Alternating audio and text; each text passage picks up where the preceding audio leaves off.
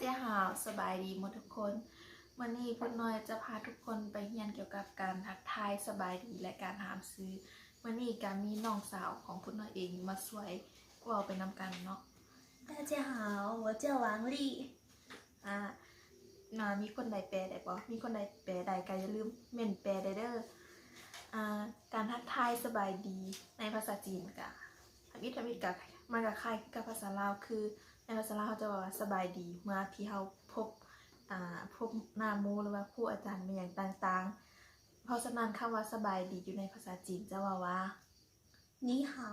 นี่หาวต่อไปนี่เป็นตัวอย่างของการ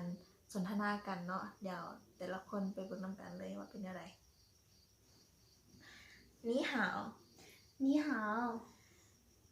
ตัวนี้มันทักทายทั่วไปถ้าในกรณีที่เราทักทายกันที่ว่าเรารู้จักกันในมือทำอิฐเราพบกันครั้งแรกแล้วเราอยากถามซื้อเขาจะว่า请问你叫什么名字我叫王丽你呢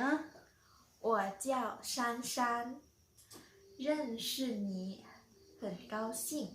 我也认识你很高兴แล้วถ้าเขาจะบอกว่าเขาว่าลาก่อนเขาจะว่าใจเจียน再见หรือว่าง่ายๆอีกอย่างหนึ่งที่ว่าคนจีนเขามักเว้ากันเวลามักเว้านำกันเวลาที่พบกันแล้วจะจากกันเขาจะคำว่าบ๊ายบาย拜拜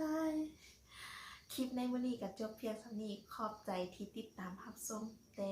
ต้นจนจบมื้อนี้ลาไปก่อนใจเจียน拜拜